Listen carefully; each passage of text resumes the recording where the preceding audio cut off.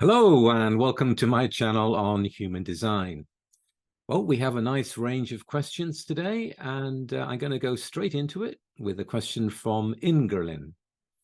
Andrea Reichelwolf recently told me when discussing wealth, money, and my undefined ego that each individual, if operating in alignment, gets what he or she deserves, not more or less. And that is exactly the wealth level that arises from the individual design adapted to it. Can you confirm?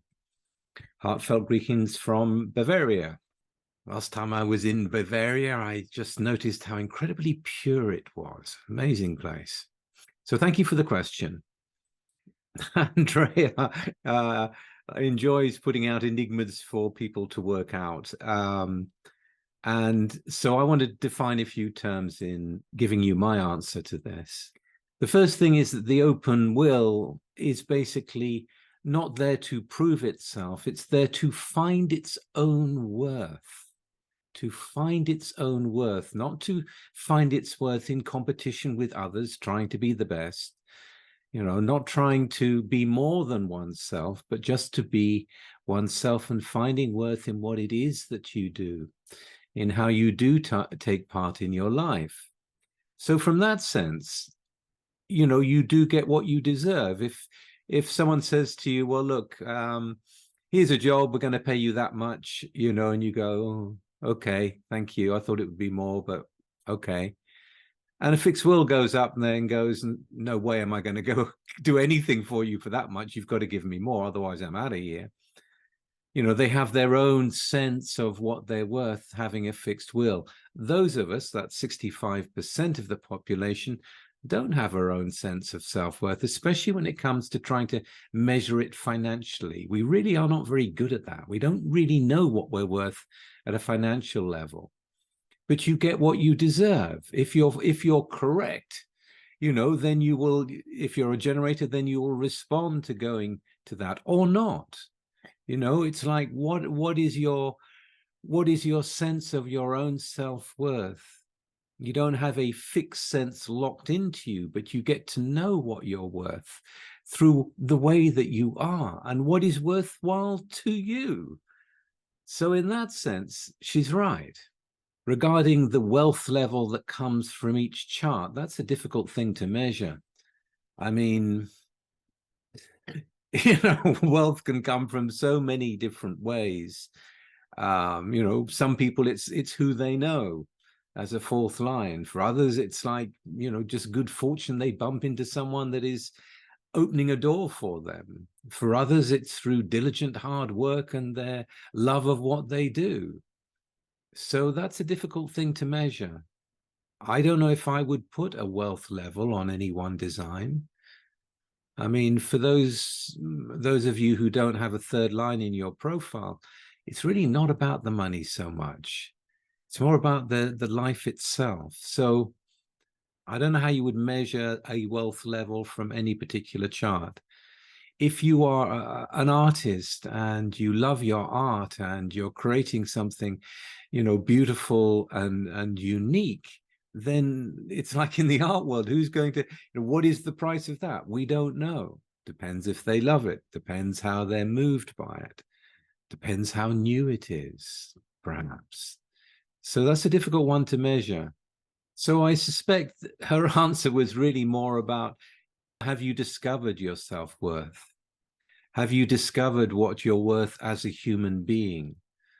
And in that sense, you get what you deserve. If you are correct in your own life, then, you do get the rewards of being correct. Less resistance in the life and a material flow that will suit you. I mean, some people need more than they need. The 27 threes, for example, getting what they need isn't enough. They need more.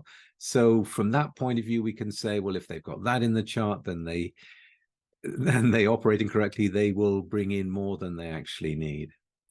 So that's what I would say to that. Not to fall into the open will trap of always trying to prove yourself and trying to judge yourself by how much money you have or how successful you are, and making that the thing about you. instead of just being you and letting your life come to you and you experience your own self-worth through living your own life. Then you get what you deserve. Okay, thank you for the question. Hope that helps. The next question is from Marco Polo, and they ask, "Hi Richard, thanks for making these videos. I have a question. I'm a 1-3 self-projected projector with not a single second line in my chart. How do you think this would affect me being a projector? Since the second line is all about recognition and being seen, and also in general, what would it mean to have no second lines?" Okay, so the second line is when you're just being natural and people can see that even though you're unaware of it. You know, they're seeing through the window and you're just being yourself. It's going, wow, they're amazing at what they're doing, but they don't know they're being watched. So from that point of view, there isn't that for others to see, but that doesn't mean they're not going to recognize everything else about you. You know, how many fifth lines have you got? How many first lines have you got? And going deep into things and being recognized for that. So it's not about not being seen. It's about not being looked into in that particular way. But there are many ways you can be seen as a self-projected projector. You know, again, depending on exactly what that design is, I can't guess what that is for you. In general, to have no second lines, it means it's not really about you being called into something. I mean, I've only got 2 second lines, and those second lines are something that I can't deny were called out of me when I met Human Design. My 34th gate, my power, and my sense of joy, both things were activated, and I felt this calling to, I want to know more. That was just something that happened. Now, if you don't have that in you, again, you'll be operating in your way. It's not like you're missing anything. And I think when people are wondering, like, well, look, I don't have any of this, and there's 6 of them, and I don't have this one, what's missing? What am I lacking? To just not think that way. No one's lacking anything. We are what we are. We're a unique expression of being human in the way that we are. There's nothing missing. It's just that that particular mechanic is not relevant to you, as it's not in your chart.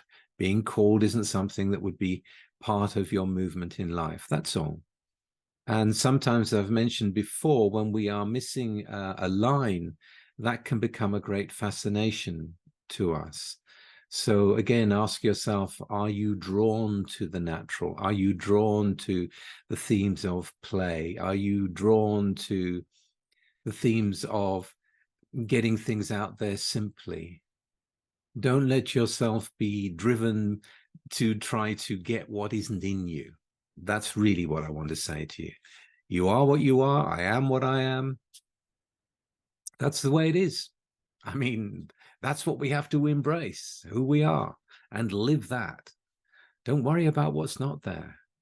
Over the years, I've learned that everything that I have in me, whether it's in exaltation or detriment, I've needed, and I've needed in that particular way. So nothing is missing. Nothing is missing. Thank you for the question. Which leads to another similar question regarding the 4th line. So this is a question from Samantha, and she asks, looking at my chart, you can see I'm a 6-2 generator with a lot of individual circuitry, including complete channels 4323, 18, 3955. I am also highly emotional, with the 3955 and the 659 respectively. I've also noticed that I have 0 4th lines in my entire chart, which is laughable because I am rather friendly, but I also have some social foreplay. I've always felt like an outsider, moving from community to community, and never felt like I belong. Actually, it never feels like I can stay anywhere long because I seem to shake up and catalyze events around me. Then I'm no longer welcome because the metaphorical house has fallen down. I initially feel welcome in places and then feel like I'm not. I also notice I repel people even from a distance when I'm on my low waves. Am I doomed to never feel like I belong or fit in anywhere? Am I just supposed to do my thing and hope for the best? So you have no fourth line, Samantha. And again, it's not about being friendly or mean for you. It doesn't mean that you can't be sociable. It's not about you networking, as you've discovered. You know, the networking thing doesn't really work so well for you.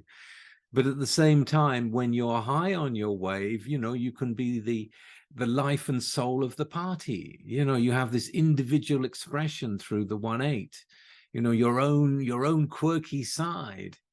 You have a mind that thinks purely in an individual way. So, you know, you are an outsider. There is this side of you that will never really fit in. So that's the way it is. At the same time, the 59-6 will penetrate any aura. So when people first meet you, you know, there is this connection that you bring through this ability to pierce any auras.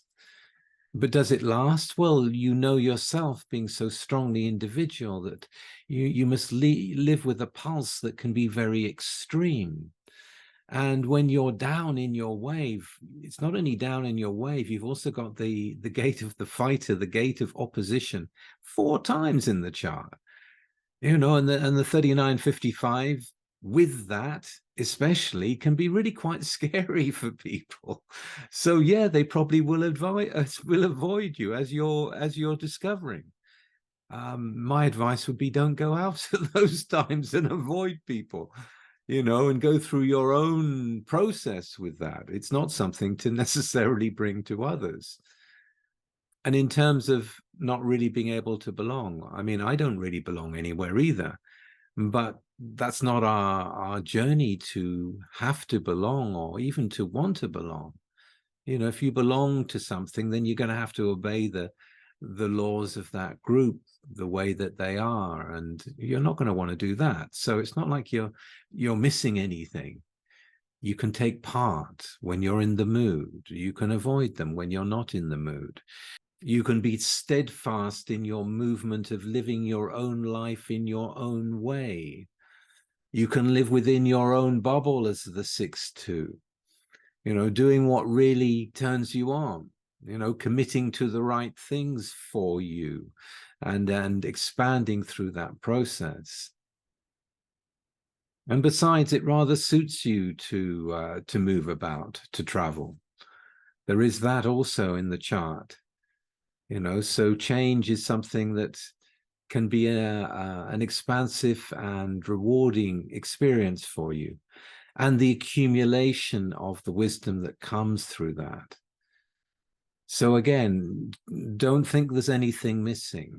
You know, you're not designed to be a networker. Okay, that doesn't mean you can't be very sweet. That doesn't mean you can't be very loving. That doesn't mean that you can't brighten up people's whole days, you know, when you're really on it. That doesn't mean that you're not going to be able to express through all those many gates that you have in the throat. I mean, there's a lot of different ways to express, but to know that you're unique and to know that fitting in isn't really what you're here to do. You're here to be the person that brings the difference. You're here to be the person that stands out in the crowd and wows them in her own way. And I would embrace that if I were you. But when you're down in your moods, I would keep away from people. That's, you know, that would be wise. All right. I hope that's been helpful. Thank you for your question. Now a question from one of our regulars, Alves. And the question is it possible to know more or less the chart of someone when we don't have their birth details? If so, how could we analyze such charts since they may not be exactly accurate?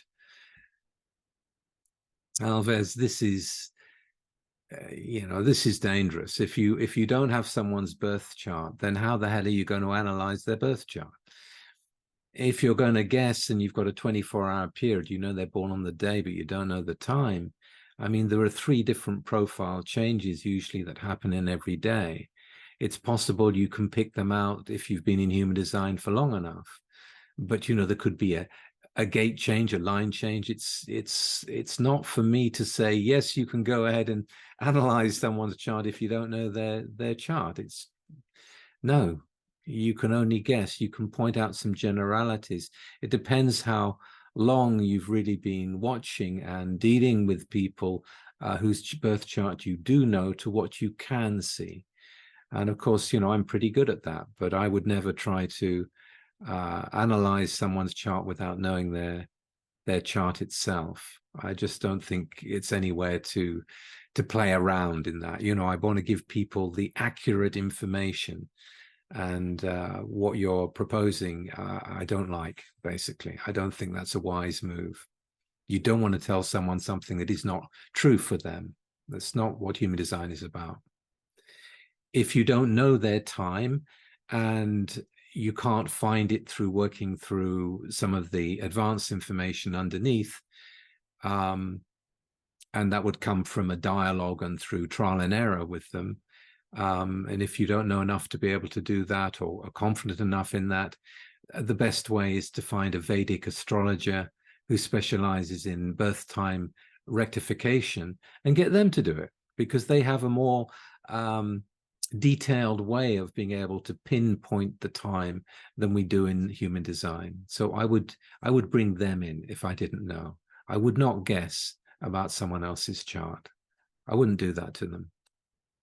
Second, we often wonder how the charts for the people born after 2027 will be, and how will we be able to analyze them. But on the opposite side, is it possible to know and to analyze HD, the birth charts of people that existed before the 9-centered being? Or is the HD chart exclusively for 9-centered beings?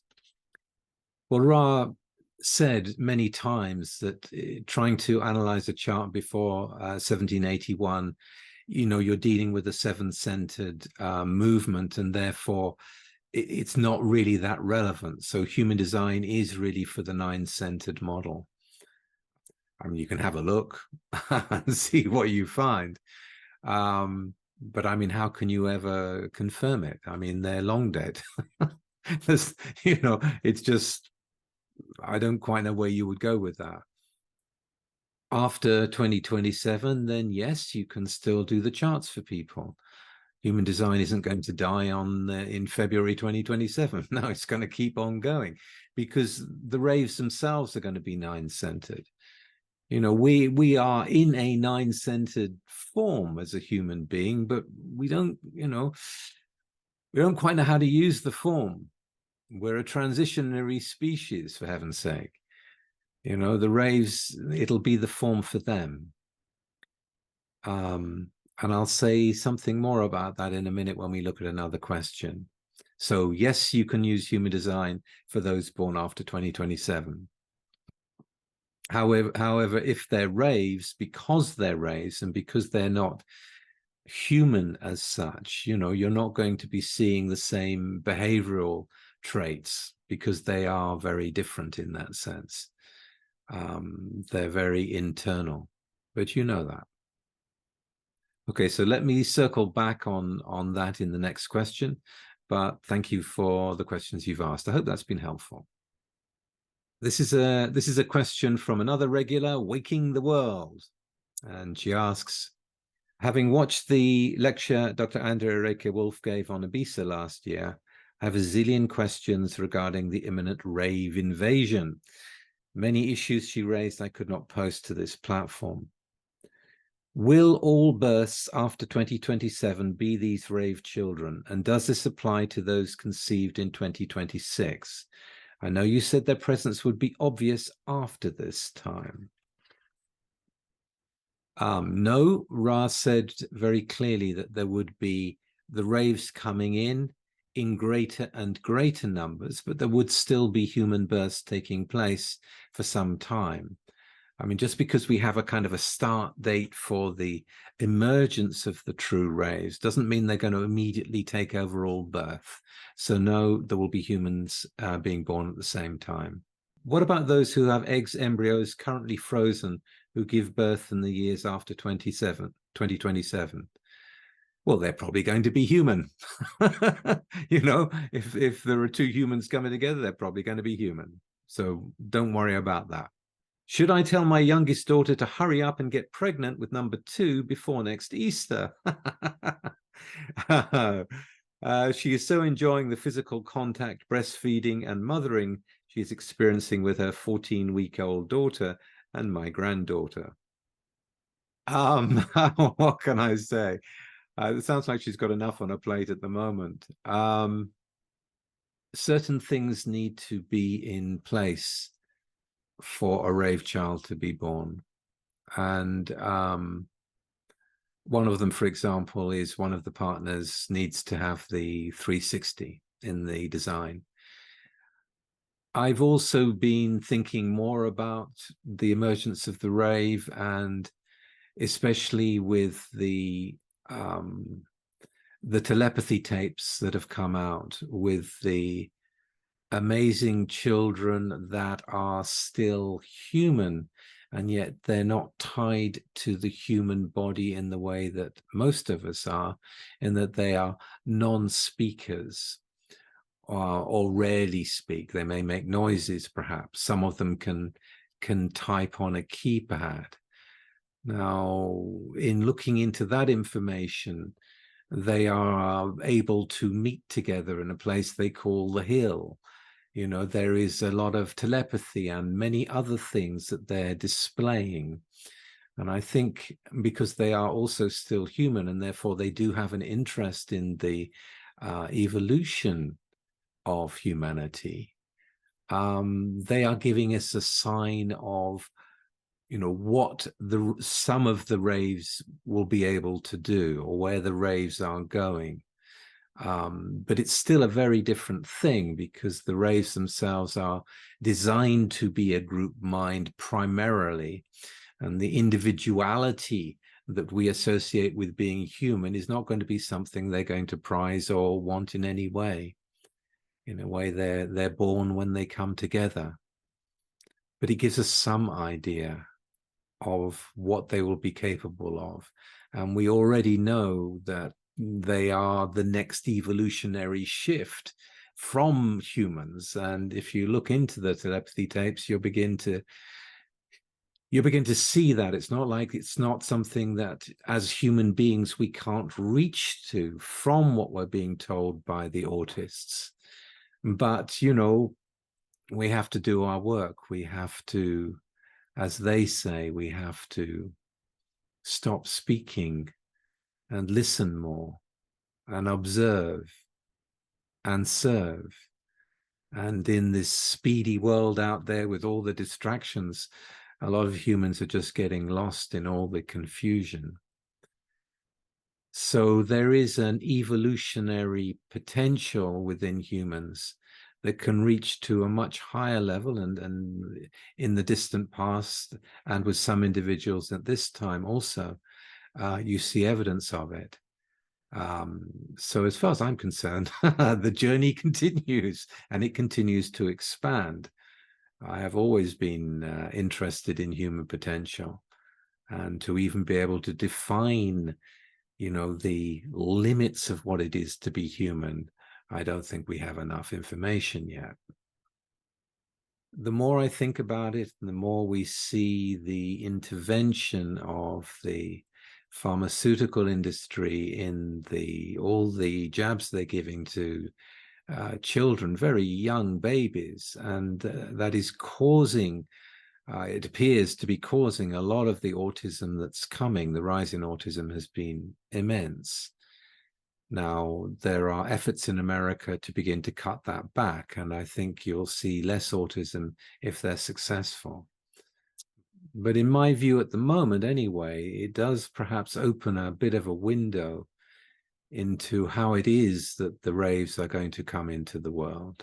And circling back again to the question from Alves, how do we read beings, read the charts of beings after 2027?